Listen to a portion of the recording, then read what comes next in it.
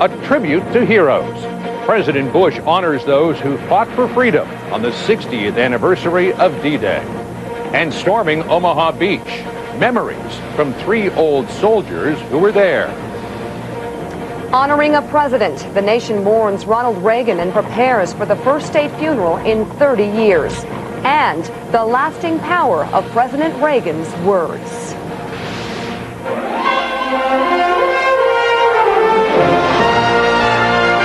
This is the CBS Evening News with John Roberts in Normandy, France, and Mika Brzezinski in New York. And good evening from the American Cemetery in Normandy, where earlier on a clear and beautiful day, the presidents of France and the United States honored those who fought and died on the beaches and back roads of Europe 60 years ago. The D-Day ceremonies were shadowed today both by the death of former President Reagan and by the continuing differences between the two countries over the war in Iraq. But nothing could detract from the moving tribute to the nearly 10,000 U.S. soldiers buried on this hallowed ground. From the beaches at Arromanches, to the deadly cliffs at Pointe du Hoc, to the American Cemetery at Colville, this was a day to say thank you to the Americans who fought and died for the liberation of Europe. All who are buried and named in this place are held in the loving memory of America. And we still look with pride on the men of D-Day, on those who served and went on. The shadow of President Reagan's death hung heavily over this ceremony. 20 summers ago, and another American president came here to Normandy to pay tribute to the men of D-Day. He was a courageous man himself, and a gallant leader in the cause of freedom. Before more than 9,000 white grave markers and old warriors who came back for perhaps a final look, Presidents Bush and Chirac declared the alliance between the U.S. and France has and will stand the test of time. America is our eternal ally. And our great alliance of freedom is strong, and it is still needed today. But even on this solemn day, where the unity that saved a continent 60 years ago was proudly on display, the deep divisions over current conflicts could not be covered over. We must never forget that without a compass, without remaining faithful to the lessons of history, there can be no future. It was a clear reference to Iraq, a war that has strained the historic transatlantic relationship. President Bush has urged world leaders to move past their differences. His subtle but unmistakable message today: America sacrificed to save France. Now France must help save America in Iraq. America honors all the liberators who fought here in the noblest of causes. And America would do it again for our friends. That's a message that President Bush will take back home with him when he travels to Sea Island, Georgia, hosting the world at the G8 summit. I'll be back later on in the broadcast with more from Normandy, but first, with the rest of today's news, we go to New York and Mika Brzezinski. Good evening. The nation today remembered Ronald Wilson Reagan in ways both personal and public. Details of the first presidential state funeral in more than 3 decades were announced late this afternoon, and Jerry Bowen reports the Reagan family expressed thanks for the outpouring of sympathy. President Reagan was remembered fondly today with flowers and flags at his presidential library and best wishes from one mourner after another. I hope he's got a nice trip to heaven. At the Santa Monica Funeral Home, where another makeshift memorial continues to grow, a family spokeswoman said these have been hard days for Mrs. Reagan. I can tell you most certainly that while it is an extremely sad time for Mrs. Reagan, there's definitely a sense of relief that he is no longer suffering and that he has gone to a better place. And at the Reagan's Bel Air home, where Mrs. Reagan was said to be taking some much-needed downtime, calls have been coming from many quarters. Charlton Heston called her. Their old friend, Senator Ted Kennedy, was one of the early people on the phone. Lucy and Lady Bird Johnson both placed the call together. It was announced Mr. Reagan's body will be moved tomorrow morning to his presidential library in Simi Valley, where the public may come and pay its respects. Wednesday, the president's body will be flown to Washington, where it will lie in state in the Capitol Rotunda through Thursday. Friday, the funeral service at which President Bush will speak will be held at the National Cathedral. And that same day, Mr. Reagan will make his last journey home for burial at sunset on the grounds of his library. It is the first state funeral to be held in Washington since that of Lyndon B. Johnson in 1973. Pageantry, say observers, which defines a nation. A moment to remember and reflect on the life of the 40th president. Moments like this temporarily bring us together. I mean, even in the case of Ronald Reagan, you will still have big arguments between liberals and conservatives about the meaning of his legacy. But for a brief time, I think both sides will reflect on positive things they can take out of it. And that somber pageantry starts tomorrow when Mrs. Reagan comes to this funeral home to join the procession that starts her husband on the first leg of his final journey home. Jerry Bowen, CBS News, Santa Monica. President Reagan has rarely been seen since he announced a decade ago that he had Alzheimer's disease. Many will never forget the poignant words from his handwritten farewell to the nation. Today, as Randall Pinkston reports, the nation was saying farewell to him. Across America, flags were lowered to honor the president. And even though the last decade of his life was spent mostly secluded, today he was not forgotten. He was really a beloved president, and I think that people really genuinely liked him. I think Ronald Reagan was a very good person. He had a lot of good personality. This 1997 photo is one of the last of Mr. Reagan in public, in a Los Angeles park where he met Rostic Dennenberg and his grandfather, both immigrants from the former Soviet Union. My grandfather and I congratulated him on all the beautiful things he did for the Soviet Union. He destroyed communism and made us be able to immigrate to the United States. Dennenberg, now 18, said today he will never forget the president's response.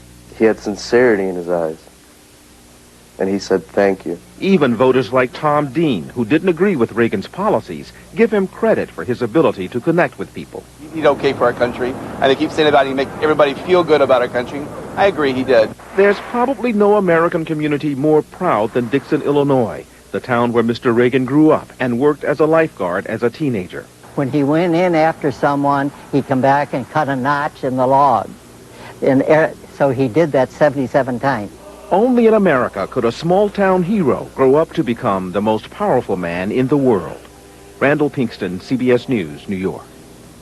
Since word of his death yesterday, tribute after tribute spoke to the late president's role as the great communicator. As Anthony Mason explains, it's not only what he said, but how and when he said it.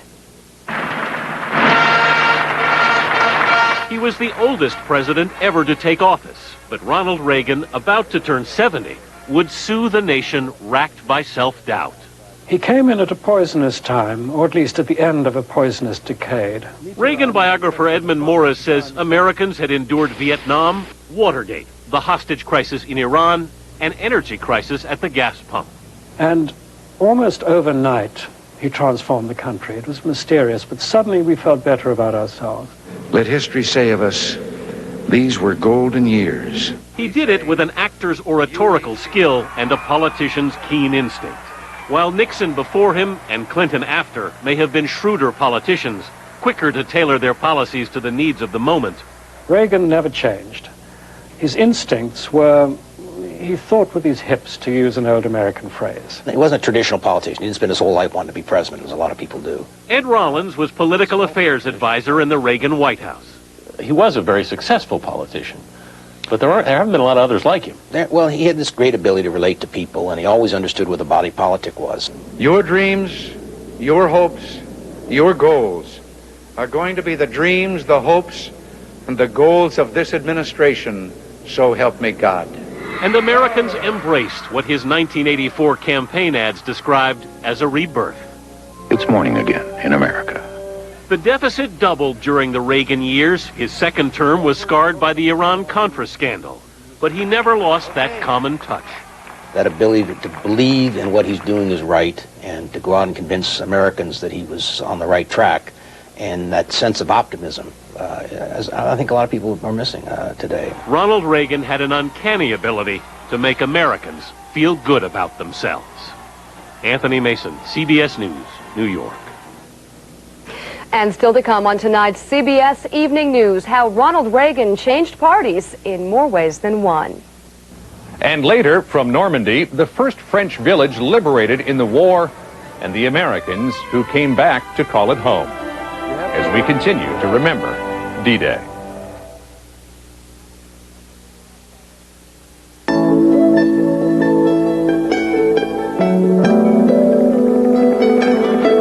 What do you get when a financial firm with 66,000 people in 50 countries takes the time to understand your needs like it's just the two of you?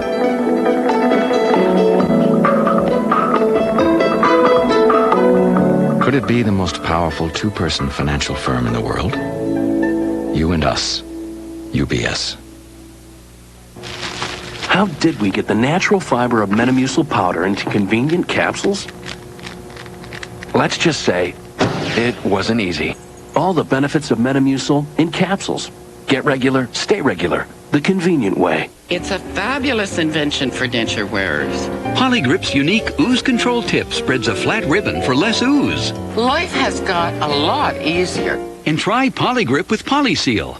Helps seal out food, seals in comfort. I've discovered Pamprin All Day to relieve my headaches, backaches, and cramps. Clinically proven that nothing relieves cramps longer than Pamprin All Day. Up to 12 hours relief from one caplet. Pamprin All Day, the longest lasting menstrual pain relief. Serenity's Dry Active line. 3 sizes to fit your needs. All are thin and discreet with superior absorbency and powerful odor control. Serenity Dry Active line from Tena. Forget your worries, not your style. Millions of us are hospitalized with heart-related chest pain or a certain type of heart attack, what doctors call ACS. The cause? For most, it was blood platelets that formed clots, which blocked blood from getting to the heart. Think aspirin and other heart medications alone are enough? Plavix could help make a difference. So ask your doctor about adding Plavix. Taken with aspirin and your current treatment, Plavix goes beyond what you're taking to help raise protection against heart attack or stroke. Plavix and your other medications work in different ways. Plavix taken with aspirin plays its own role in keeping blood platelets from sticking together and forming clots, which helps keep blood flowing. If you have a medical condition that causes bleeding, such as a stomach ulcer, you shouldn't use Plavix. The risk of bleeding may increase with Plavix, and when you take Plavix with certain other medicines, including aspirin. Review your medicine with your doctor to minimize this risk. Additional rare but serious side effects could occur. Add more protection against heart attack or stroke with Plavix. Jay Bush and Duke here to introduce Bush's Baked Beans in our new microwavable cup. Now you can enjoy our delicious beans anywhere there's a microwave. Roll that beautiful bean footage. They're slow cooked according to a secret family recipe with specially cured bacon, brown sugar, and a delicate blend of spices. I've only shared Bush's secret family recipe with Duke, and he's not talking. Boy, these people sure are friendly. Yeah, friendly. Enjoy Bush's Baked Beans, now in our new microwavable cup. In Washington, D.C., a town Ronald Reagan always claimed to dislike, politicians from both sides of the aisle praised his presidency today. Joey Chen tells us part of his legacy is how he changed the way both parties do business. Ronald Reagan reshaped American politics like no other president since FDR. Roosevelt showed Americans how government could improve their lives. Reagan convinced them they could guide their own destiny. Government is not the solution to our problem. Government is the problem. He became the catalyst for a whole new generation of Republican leaders. He took a Republican Party which was angry and a minority party and used to losing, and he began to teach us how to win. Reagan's vision of social and fiscal conservatism went over well at the kitchen table of ordinary Americans. For too many of our fellow citizens, this is a painful period. We must all do everything in our power to bring their ordeal to an end. By the millions, blue-collar workers from the Democratic heartland states like Michigan and Ohio deserted their party to follow Reagan and became known as the Reagan Democrats. In 1984, after Reagan swept Walter Mondale in 49 states, Democrats took a hard look at themselves and knew they had to change in order to survive. Ronald Reagan actually helped reform and change the Democratic Party during the course of the 80s. I think people needed to challenge and match what he was offering the American public. But the newly energized Republican Party was not to be denied. By 1995, they'd gained control of the House of Representatives. Today, of course, they hold the biggest political prize of all. And George Bush's White House stands proudly on the shoulders of Ronald Reagan. Joey Chen, CBS News, the White House. In other news today, one U.S. soldier was killed in Iraq in a mortar attack. Also, a car bomb outside a U.S. base killed 9 Iraqis and wounded dozens, including 3 American soldiers. In Israel, Prime Minister Sharon's cabinet approved a watered-down Gaza withdrawal plan. It puts off a vote on actually dismantling Jewish settlements until next year. Up next, John Roberts and more from Normandy as veterans remember their experiences of D-Day.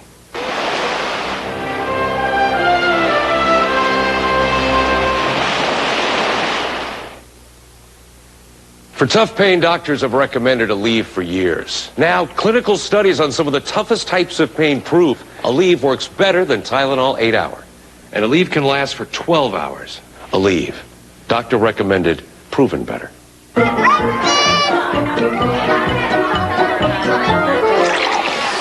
It's different for people with acid reflux disease. Because you know the heartburn's gonna burn you. And over time, all that acid could scald your esophagus. Next time, Nexium, the healing purple pill. For many, one prescription Nexium daily not only gets rid of heartburn, more importantly, it also heals acid reflux erosions. And healing is such a great feeling. Other serious stomach conditions may still exist. Talk to your doctor. The most common side effects of Nexium are headache, diarrhea, and abdominal pain. Don't let acid reflux eat at you. Next time, ask your doctor about Nexium. Juice! I'll take that. Because healing is such a great feeling. Here's news for people with acid reflux disease. Across America, doctors who specialize in acid reflux disease have switched more patients to the purple pill, Nexium, than to any other prescription of its kind. The most common side effects of Nexium are headache, diarrhea, and abdominal pain. Other serious stomach conditions may still exist. Is switching to Nexium right for you too? Ask your doctor today. Next time, Nexium. Millions of people have high blood pressure. Are you one of them? New medical guidelines state that less than 120/80 is a normal blood pressure for most adults. High blood pressure medicine is recommended for numbers at or above 140/90. Fact is, about half the people already taking prescription medicine still haven't gotten their numbers down enough. And every day your numbers are not where they should be, you could be damaging the tiny vessels that lead to your brain, eyes, and heart. So how can you work with your doctor to help set and reach your BP goal? Get with the program, the new Take Action for Healthy BP program from Novartis. Find out if it's right for you. It's simple and comes with a money-back guarantee. Ask your doctor for a Healthy BP pack. You'll start with a free 30-day first-time trial prescription to help you reach your goal, plus free blood pressure tools, including your own BP monitor. So get with your doctor, get with the program, and get your numbers down. No reporter knew the Reagans like Mike Wallace knew the Reagans. His interviews at the ranch and with Nancy Reagan on 60 Minutes tonight. All this week, be a soap star, stand-up comedian, a cop, or the voice in a cartoon. That's just a few things our anchors always wanted to do, and see what happens when they do it on The Early Show.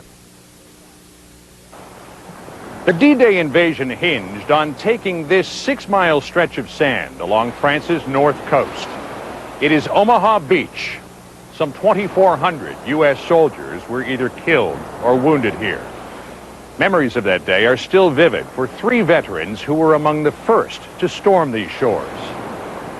And that's tonight's Sunday cover, the survivors of D-Day's deadliest beach. Tell you the truth, I was scared, but I know I had a job to do. Only thing you could look forward to was getting hurt or get killed. The beach was an armed camp. It was, so it was a suicide wave. The western edge of Omaha Beach was the objective of the 29th Infantry Division. A company of the 116th Regiment led the way. 46 of them were from the tiny farm town of Bedford, Virginia. Roy Stevens and his twin brother Ray, who'd never left each other's side, enlisted there for the $1-a-day pay. The only thing separated us was June 6, 1944. On that same misty morning, a rugged Jewish kid from New York was spoiling for a fight. I drew a large Star of David on my field jacket. Hal Baumgarten was just 19, with no plans for the future. Because I made up my mind that I was probably going to die. For Peter Rubino of New Jersey, it was not the Germans to be feared. It was the water of the English Channel. Well, I couldn't swim. So I had two Texans. They were on my side, and they used to call me Dago. Dago, they said, put your arms around us and we'll walk it to where you could walk. Roy Stevens extended a hand to his brother, but Ray wouldn't take it. And after that, it dawned on me that he said, I'll never make it back. It was 6:30 a.m.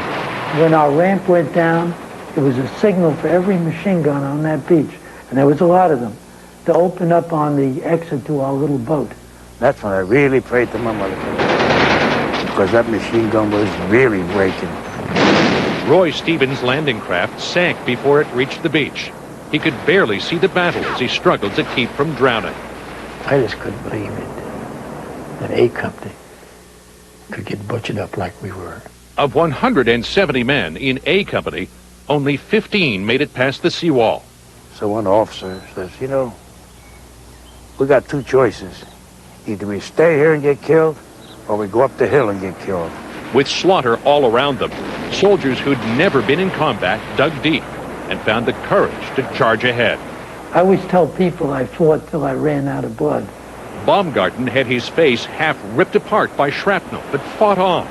He was wounded twice more before collapsing in a ditch. I'm laying with 6 dead soldiers. There's German planes going over. There's a German machine gunner down the road. I figured we lost. What would you have thought? Roy Stevens, who'd been rescued and shipped back to England, finally made it to Omaha.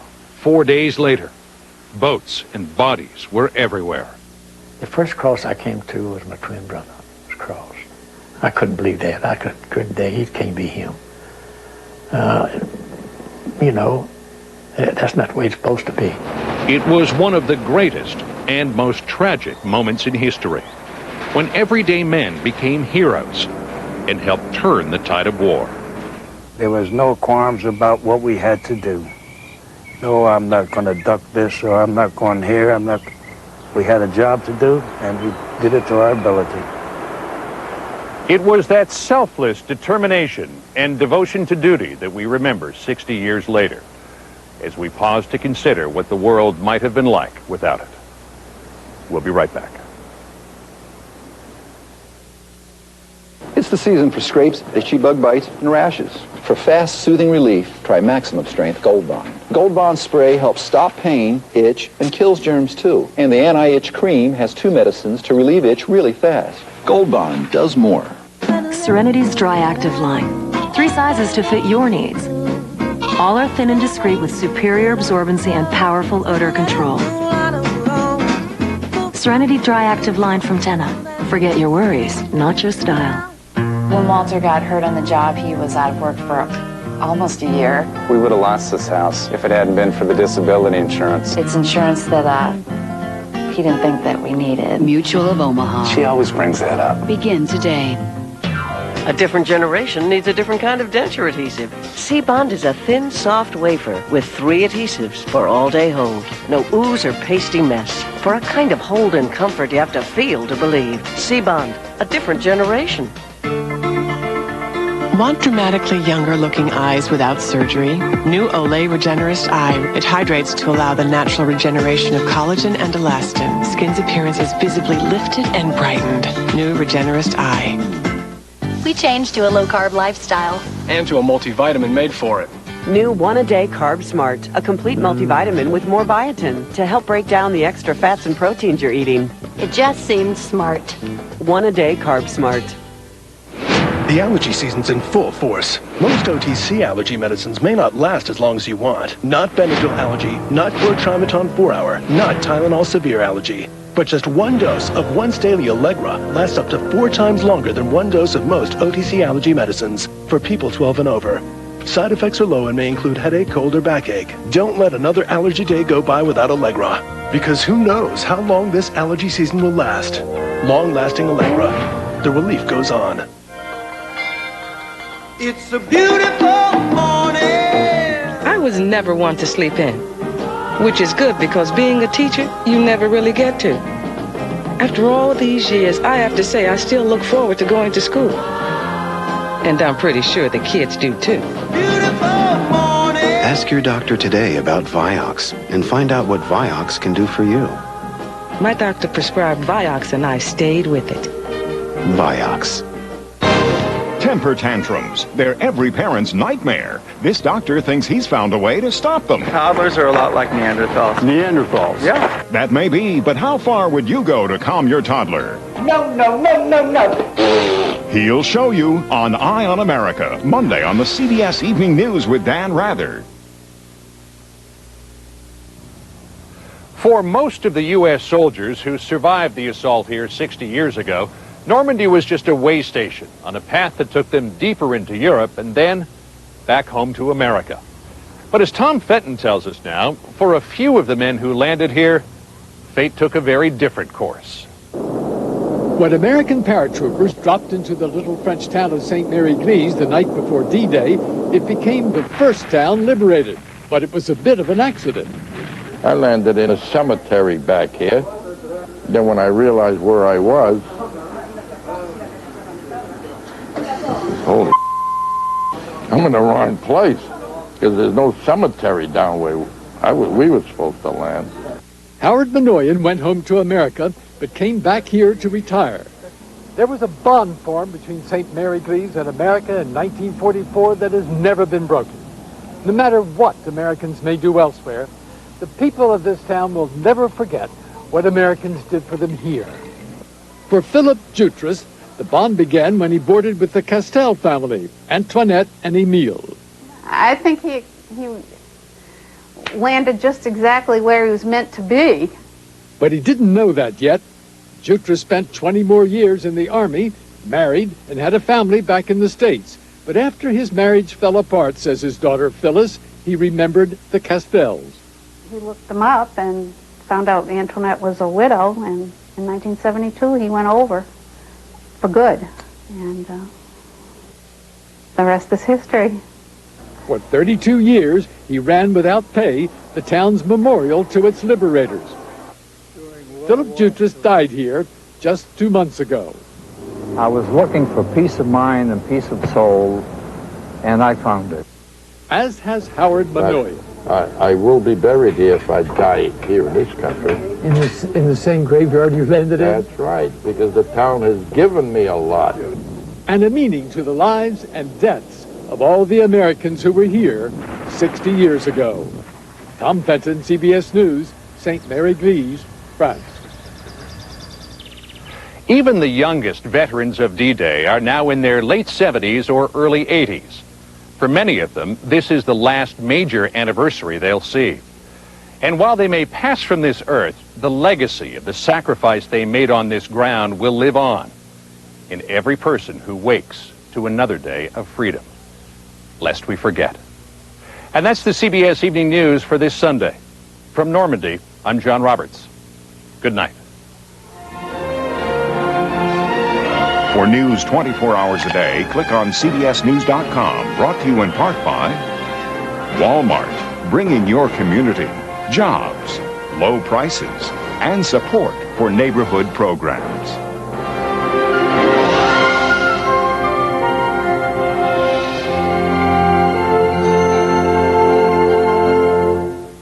Experience CBS News.